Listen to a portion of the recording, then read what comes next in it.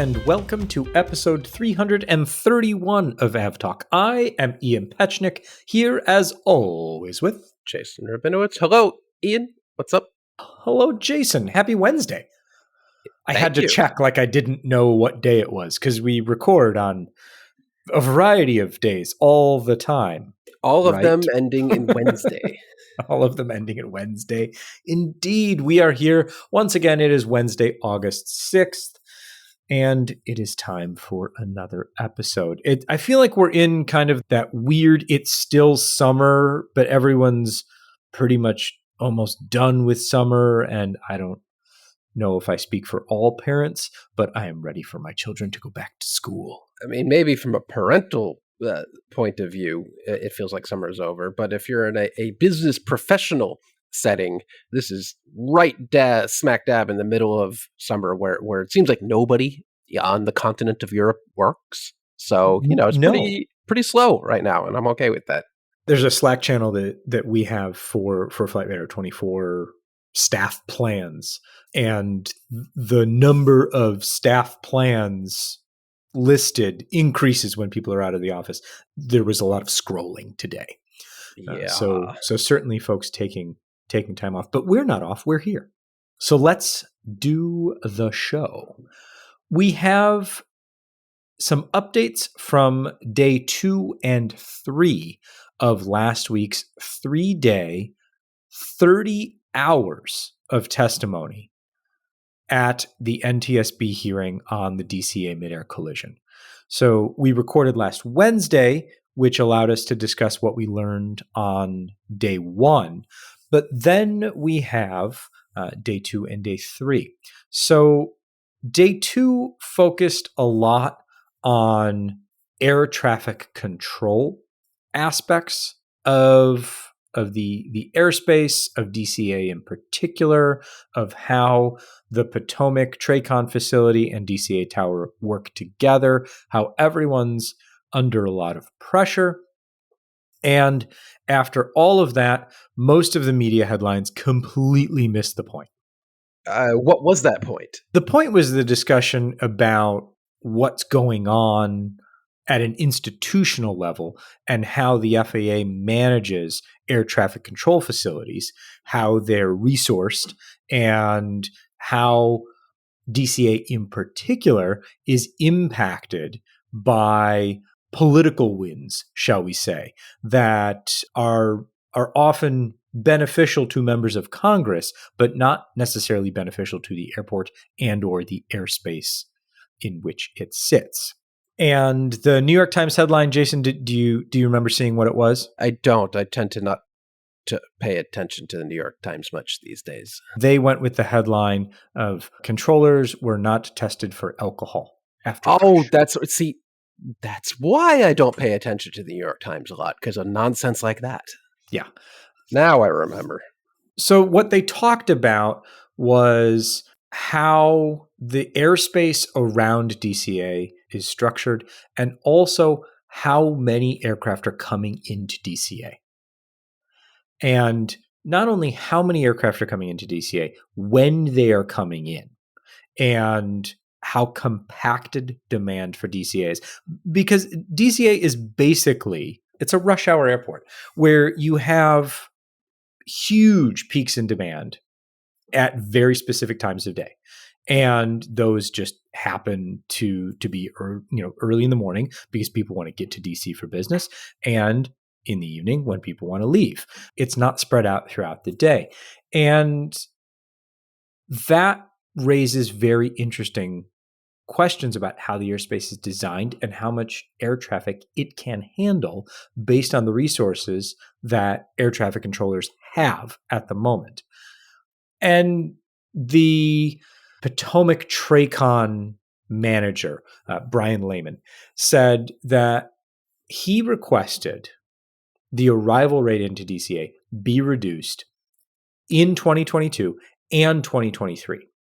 The FAA has still not accepted this proposal, and Congress has since then, in the FAA Reauthorization Bill of 2024, added more slots to DCA. Yeah, that was, in hindsight, that really did turn out to not be a great idea. It's one thing to have I think, awarded additional perimeter exemption flights, but then to add those and to add additional slots to DCA has turned out to be not a great idea. If they wanted to add additional beyond perimeter flights, they probably should have taken that from the pool of existing slots. But then you get into the argument of, well, then that means you're going to take connectivity away from cities that are within the perimeter that are going to lose service entirely. So it's a no-win scenario, really. Yeah. And the other point that came out of day 2 was that DCA tower staffing, there are fewer controllers staffing the DCA tower now than there were in January at the time of the accident. Not great.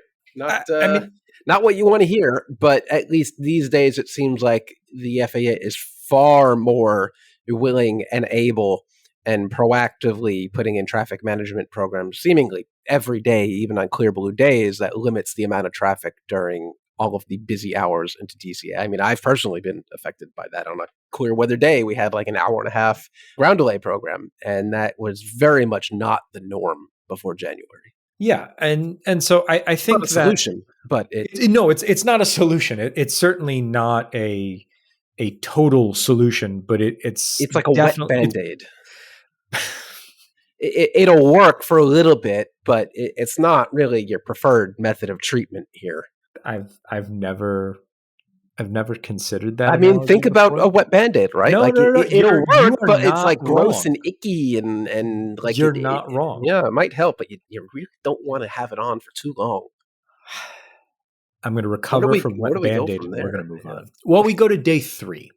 And day 3 of the hearing focused a lot on the role that different technologies could have played, and can potentially play in the future across avoiding collisions.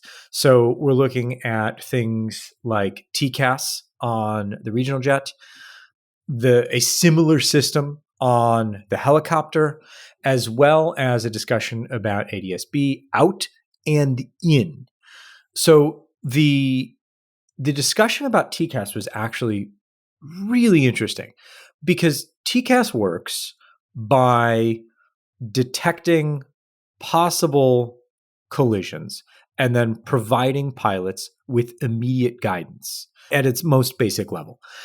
And the discussion that the FAA's collision avoidance expert brought to the table were statistics about how pilots comply with TCAS resolution advisories.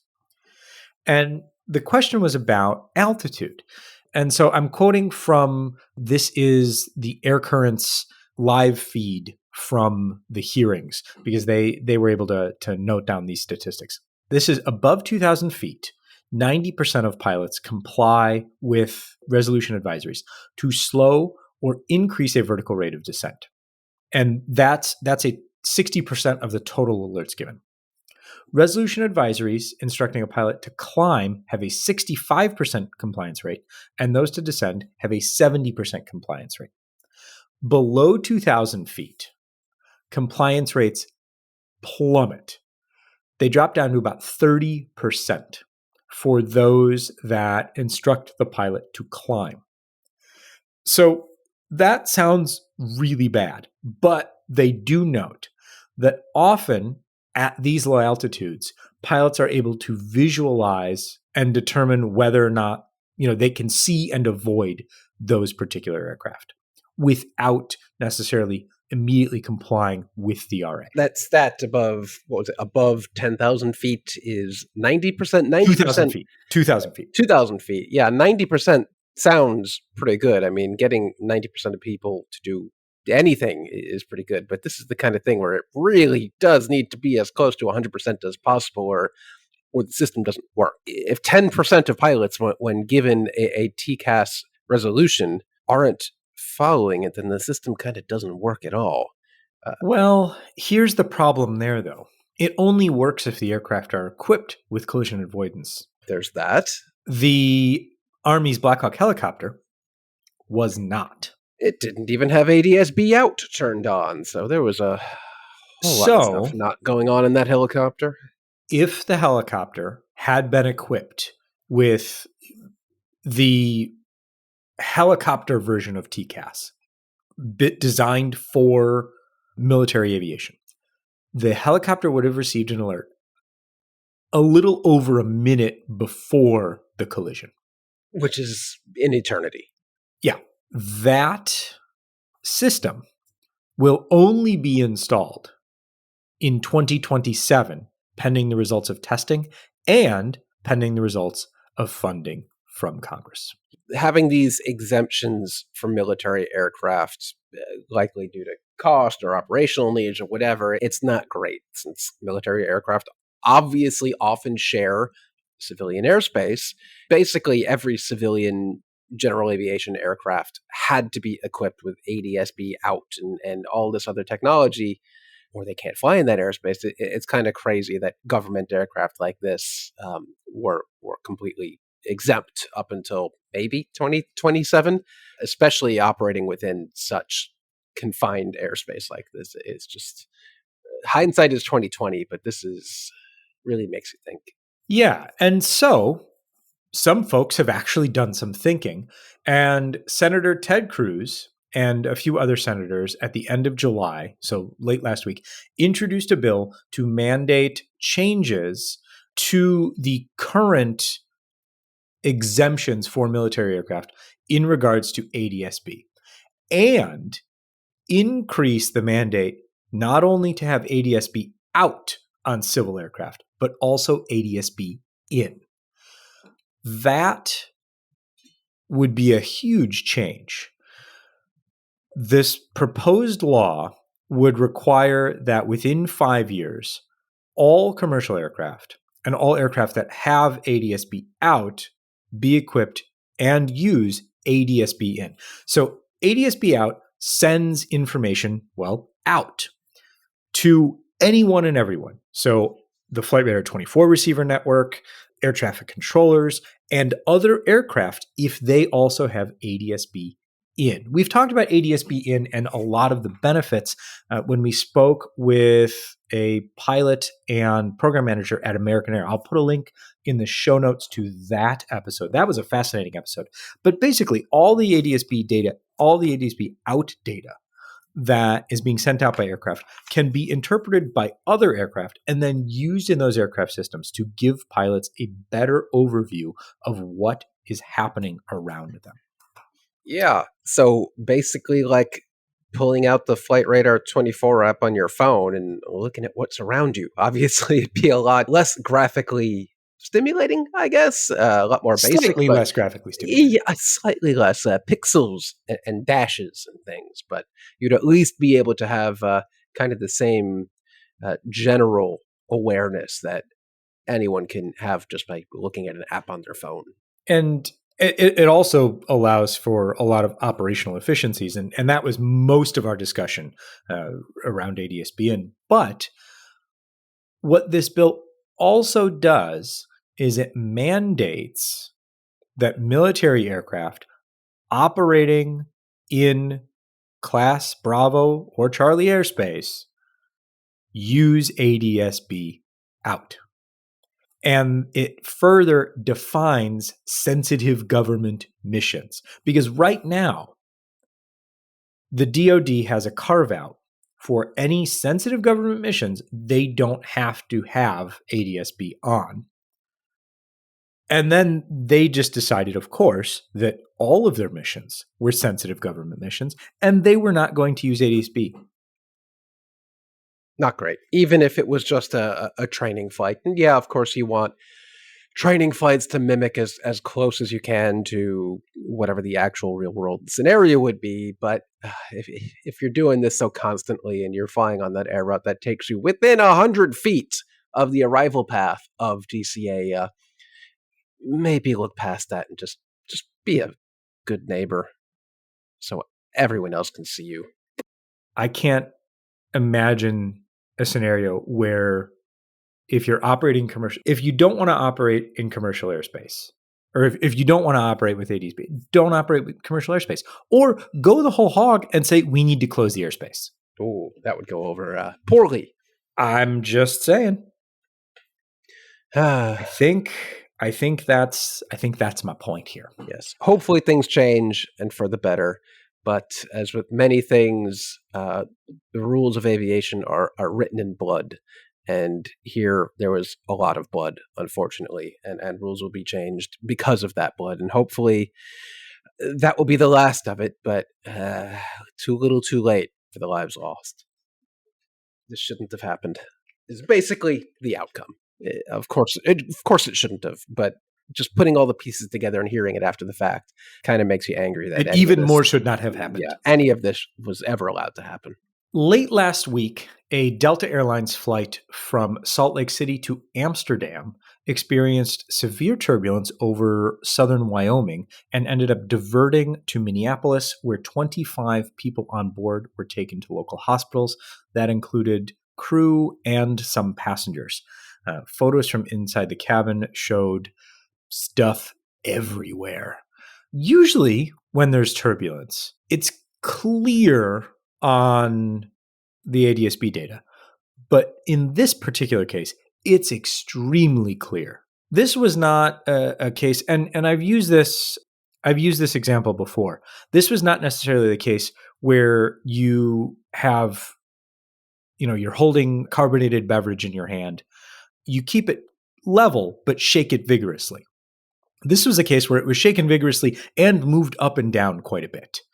And the aircraft was at 37,000 feet. They went all the way up to 38,075 feet and all the way down to 35,775 feet before climbing back up to 37,000 feet and then diverting. Just very clear picture of a turbulence encounter. One, I think, that is the most clear I think I've ever seen. As far as turbulence and then continuing to fly. Yeah. Yes, hate to see it. Another reminder to always wear your seatbelt. Yes. Always. Yes. And the aircraft, I don't even think it was out of service all that long, but it is back in service, operating Copenhagen back to Minneapolis. Hopefully, it has a less eventful flight today. Absolutely. This morning, Cathay Pacific ordered 14 more 777X aircraft, bringing their order book all the way up to 35. And Jason, when was the last time Cathay Pacific ordered a Boeing aircraft? I don't know. Is there some sort of relevant, important date in the near past that I'm not remembering? No, it's just not in the near past.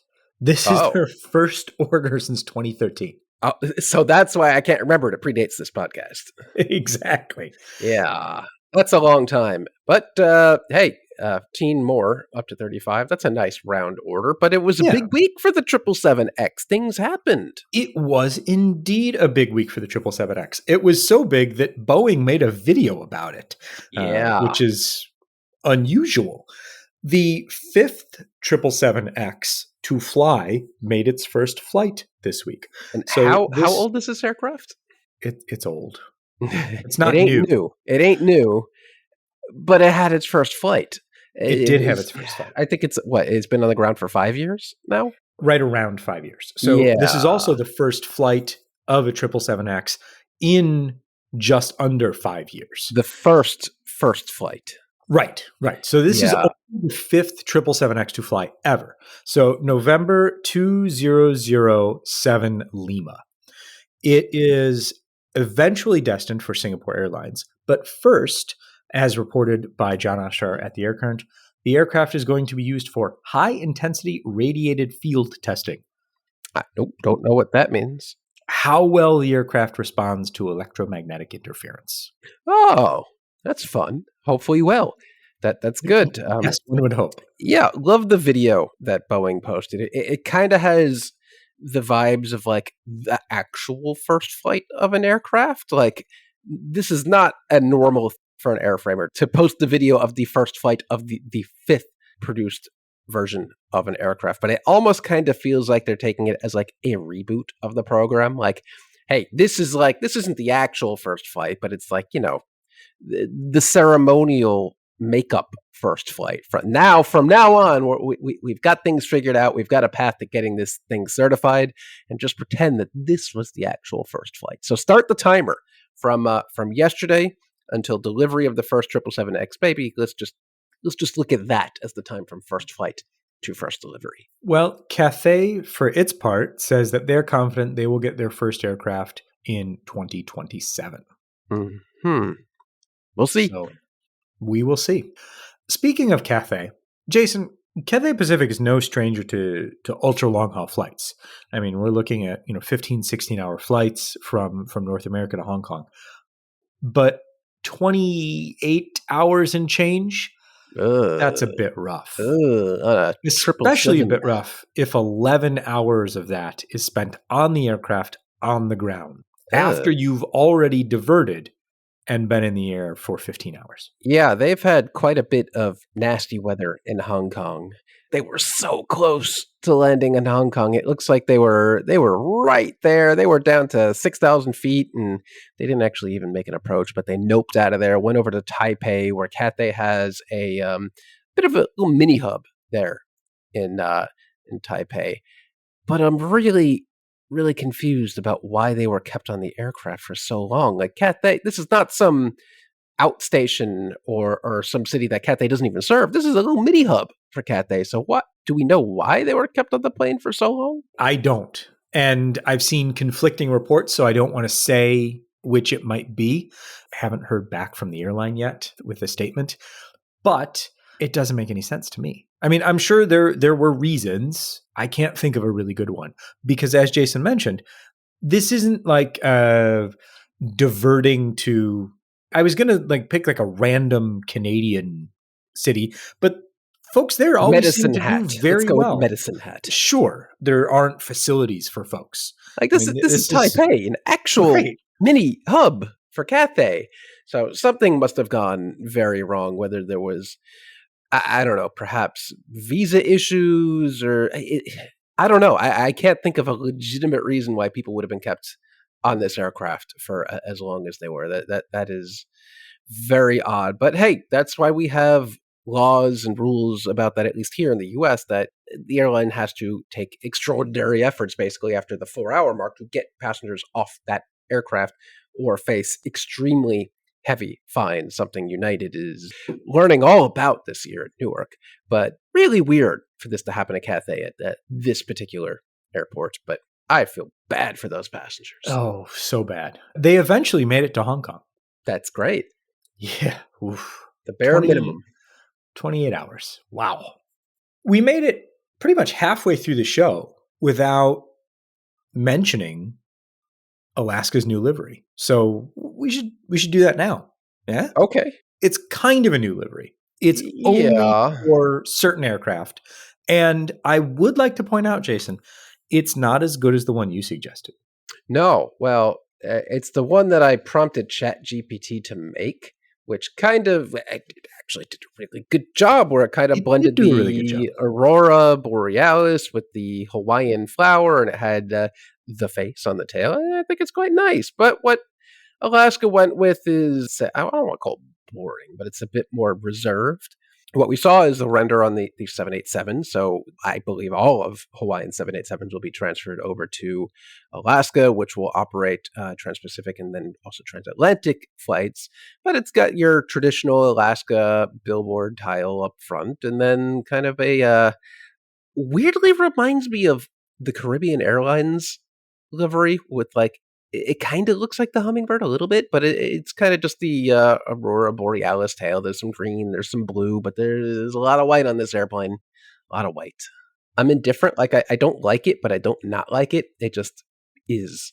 It's like if somebody took Zip Air and said, we need something a little more. And they turned the dial up one more. And we're like, okay, good enough. Yeah. Yeah, it's nothing special, but the point of this different livery, oddly, is to, if they somehow don't already know and they're staring out the window at their gate, to let passengers know that they are going to be on something special, a very different Alaska Airlines aircraft. They also announced a very interesting new route from Seattle to London. Not just London, but London Heathrow, like the real London airport, the one that's very difficult, the one that's really difficult to end up flying to because you need slots. And we don't really know where they got those slots from, but we can speculate that it came from partner BA or AA, which is really interesting because there's no lack of lift from Seattle to London.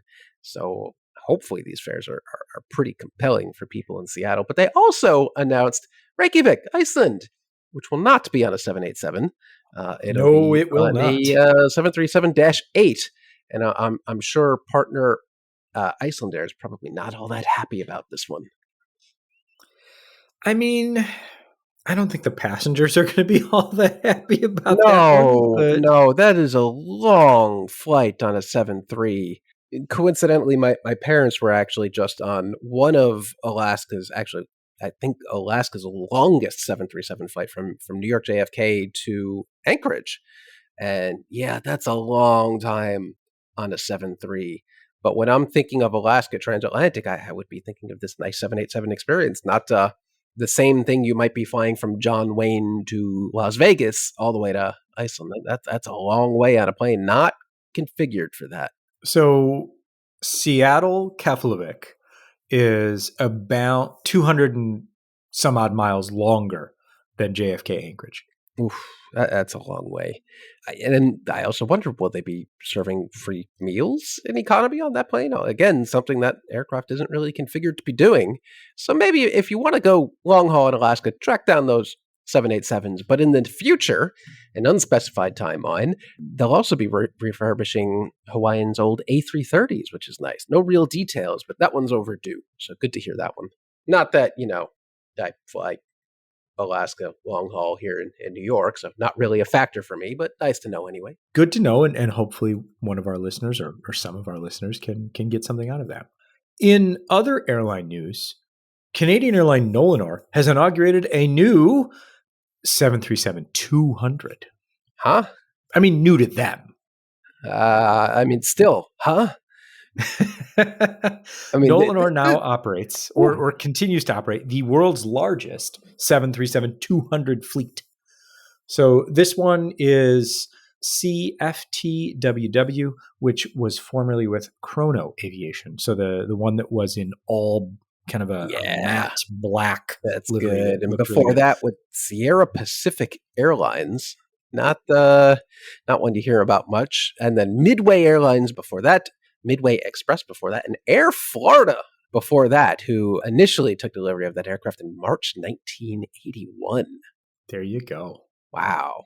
All right. Good stuff. Well, get on a 737-200 while you can. There isn't anything to replace these aircraft out there, but there maybe with this gravel kit, if the thing at least that Air Inuit is doing in some of its runways by doing something with it to allow the NG to operate there, it feels like the 200 will never go away, but it may just.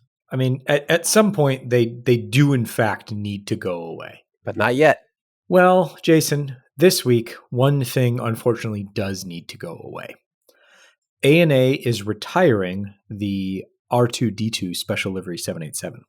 So do we not yet know if that means the license to use the likeness of these droids has expired, or are they actually retiring this 9-year-old 787-9? So the airline, in response to that direct question, said that after the plane lands, it will begin the airline's standard retirement process. That can't be right. Right? There's no way. That's what the airline said. I have so many emails to airlines this week about trying to clarify things that have happened. But one of them is, do you mean standard retirement process for a livery? Like you're taking the Star Wars stuff out?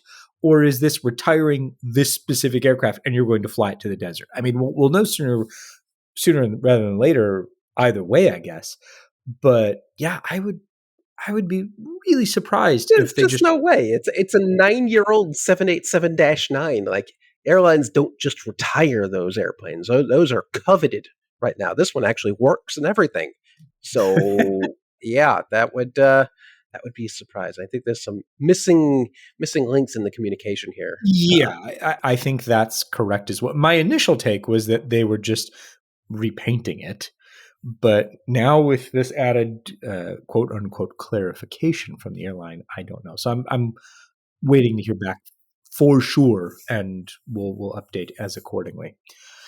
The C-3PO livery 777 is still flying, and that will continue to fly until the end of March 2026. And from there, ANA will be done with the Star Wars liveries. Well, they had a good run. They did have a good run, a 10-year run. Not bad at all. We talked about how happy Boeing seems to be with the revived 777X flight test program moving towards certification. A few weeks ago, we talked about how happy airlines are now with 737 MAX deliveries. And this week, we get to talk about another happy customer, Allegiant. Allegiant says that Boeing has surpassed their expectations with deliveries in the second quarter of this year. They were talking on their second quarter earnings call, and they're happy with what's going on. So that's great news for Boeing. The 737 MAX apparently is doing really well. And in Boeing's earnings calls, Kelly Ortberg said that they will soon, and then he kind of clarified, soon is not right away, but in the near future, within a few months, as things stay stable, they will address the rate of production for the 737 MAX with the FAA. All right. That's progress, right? Progress, yes. Yeah. So the first increase seemingly would go from 38 per month up to 42.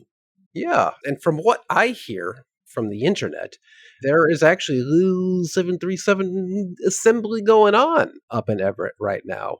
Maybe testing, playing around with the tooling there, but things are happening.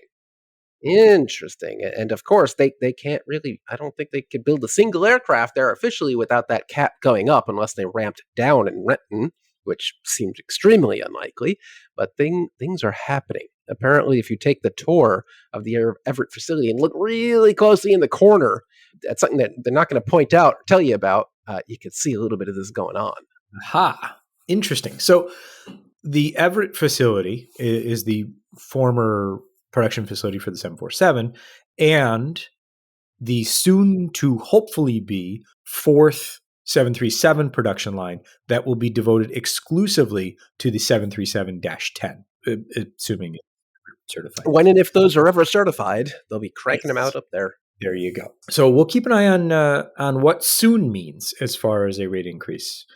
The FAA has issued an NPRM for BVLOS UAS ops in the US NAS. I deciphered this one. Federal Aviation Administration notice of proposed rulemaking for beyond visual line of sight unmanned aerial systems operations in the United States National Air System. Give that man an AvGeek cookie. Well done. All right, we can decipher. It's like reading a notum. Now do that 1,700 times. Exactly. Yes. And they're all about cranes and birds.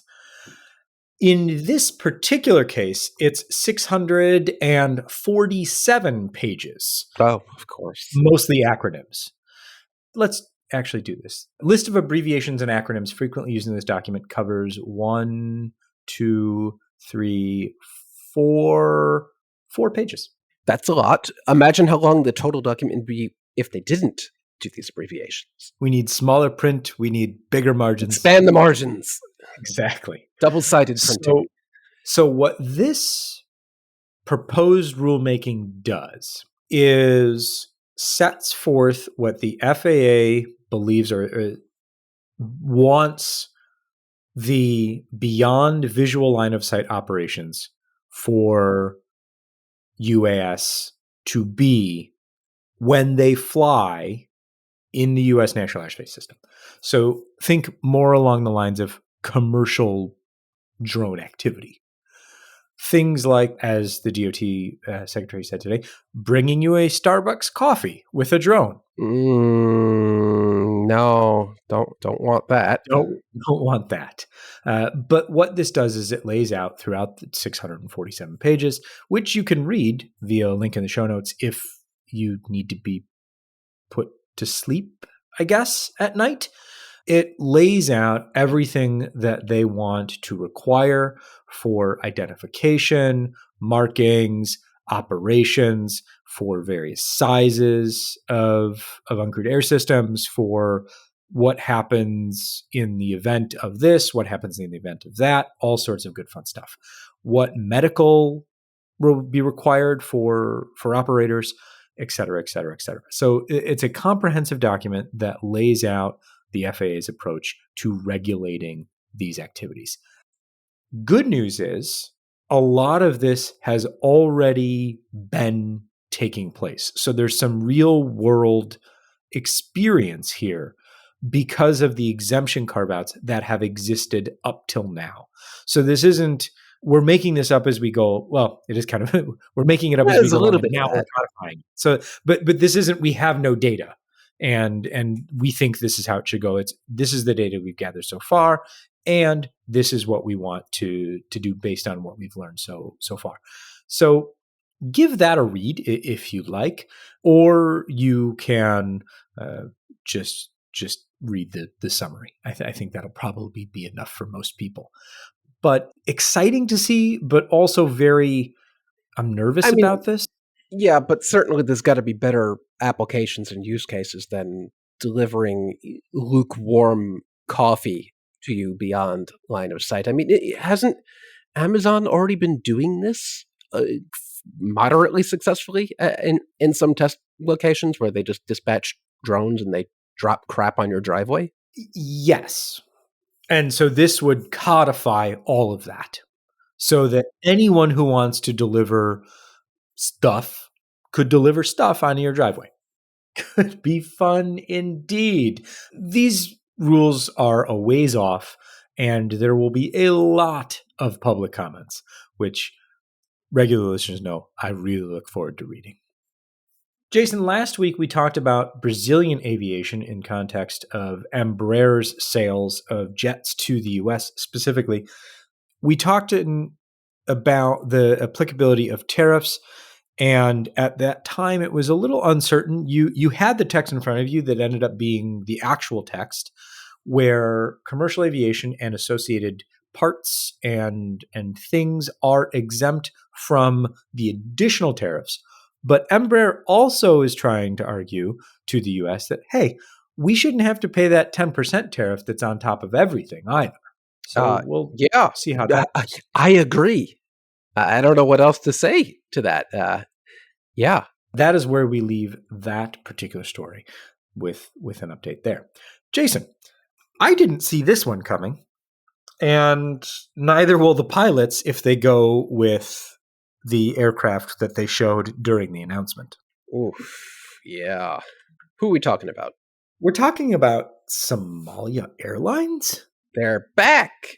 Maybe. Huh. After a couple decades of not being around, apparently the federal government of Somalia has or will shortly acquire a pair of A320s, and they intend to relaunch Somali Airlines.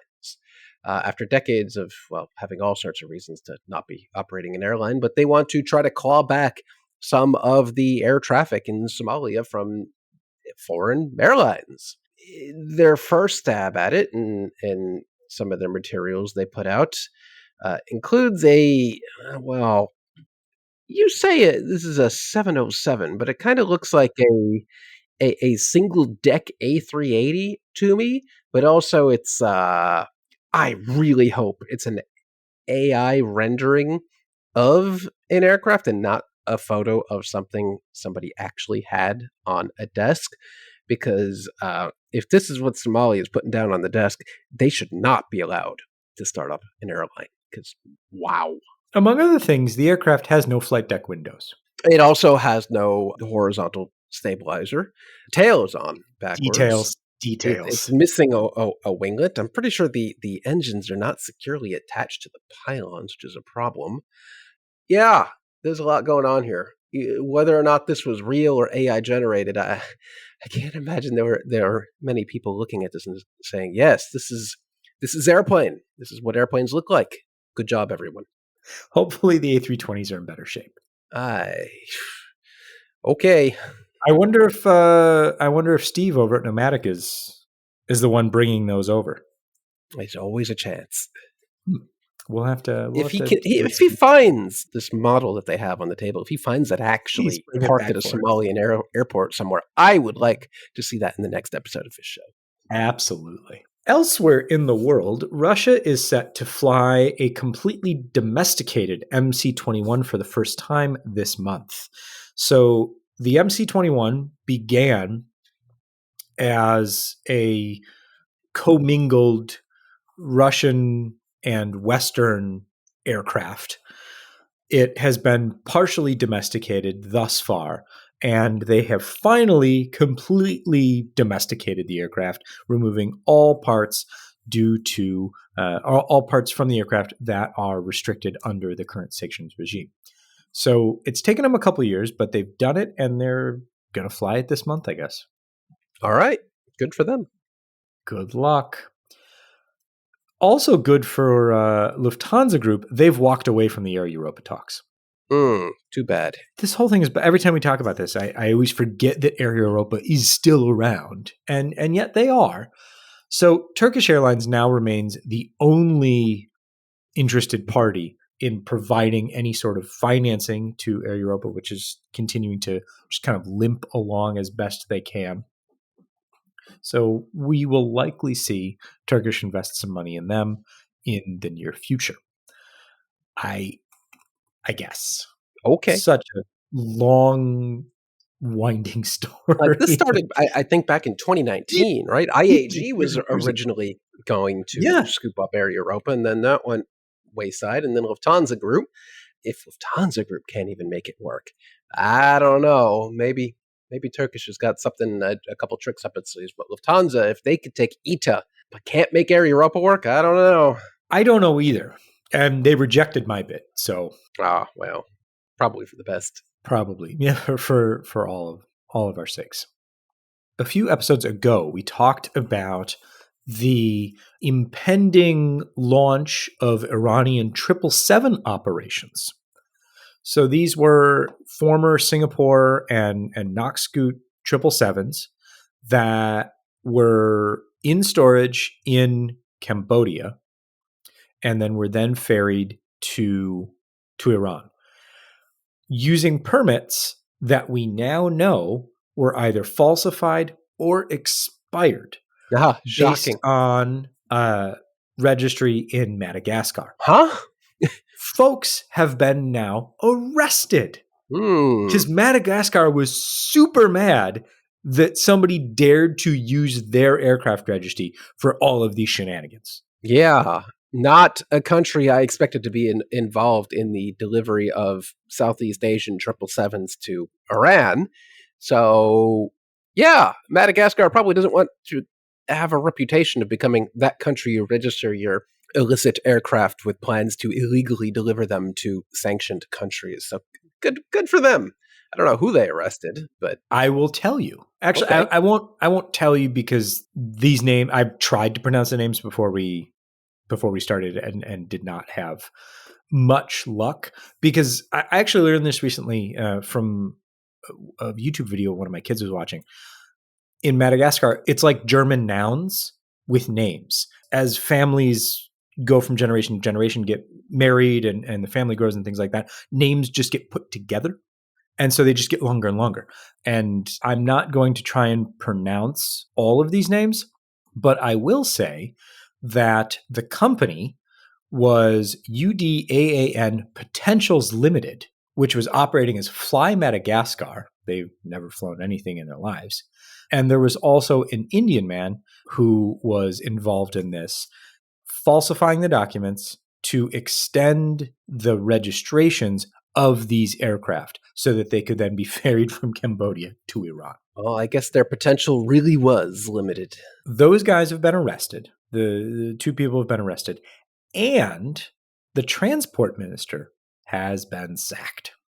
Ooh. It brought down part of the government. Hope the transport minister wasn't involved in this and is kind of being scapegoated, but it really seems like Madagascar does not want to become that place where these shenanigans are pulled. So no, they absolutely do not.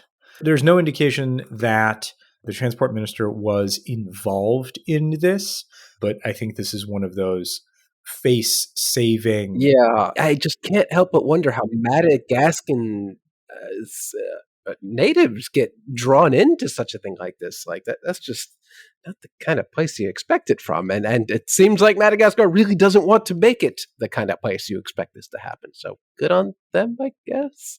Yeah. The world of aviation registration for the beginning of all of this was that the permits were issued so that the aircraft could be ferried from where they were in China, or where they were supposed to be in China, to Kenya for maintenance.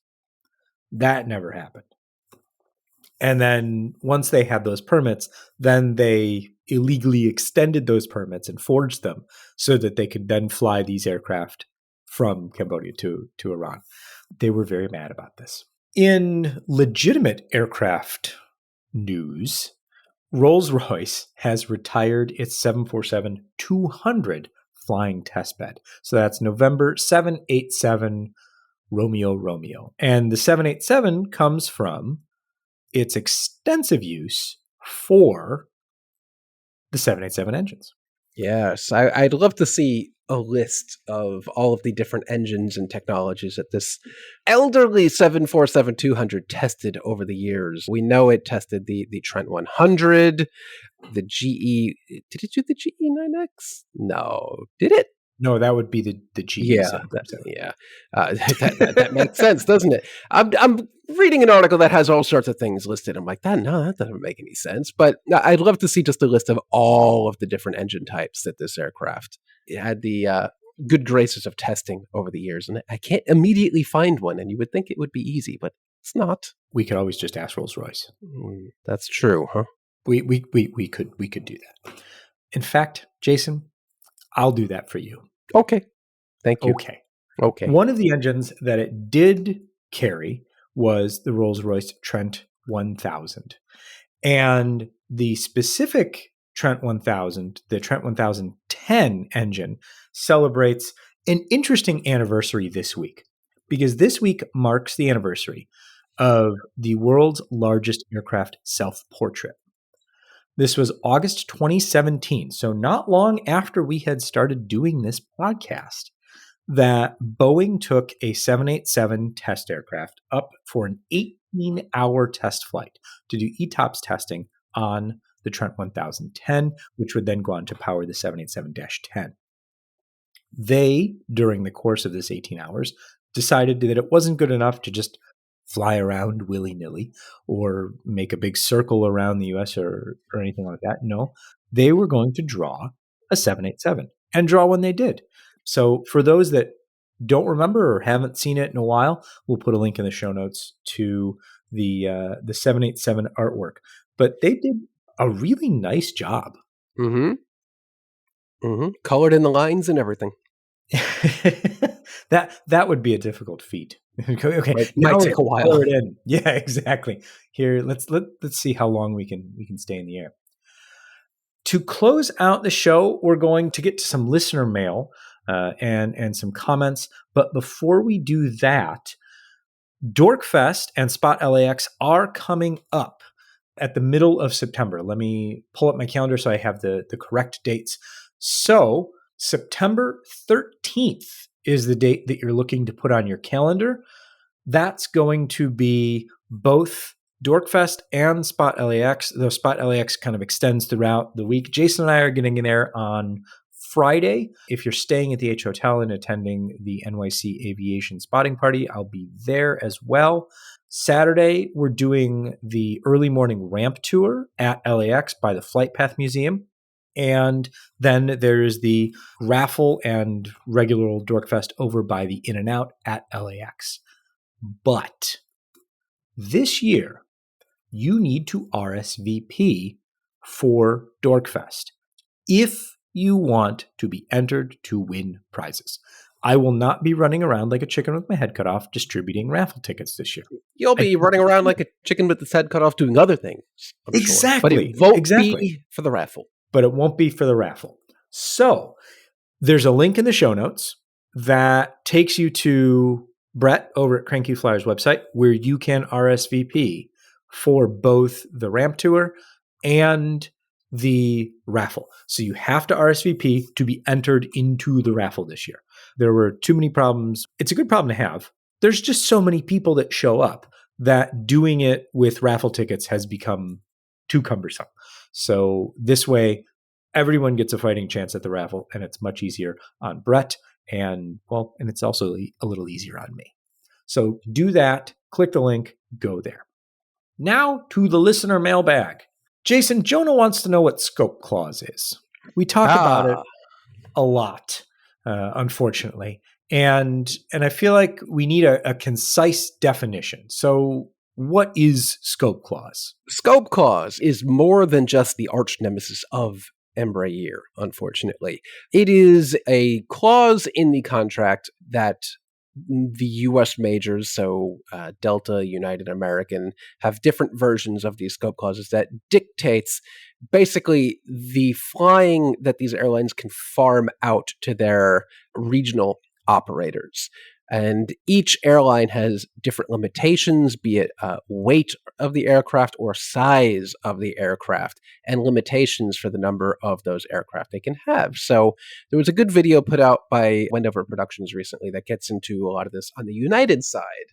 So we'll link to that in the show notes as well. But basically it says, at least for United, that they can operate as many 37-seat turboprop aircraft as they want. And of course, we know these days they don't operate any of those.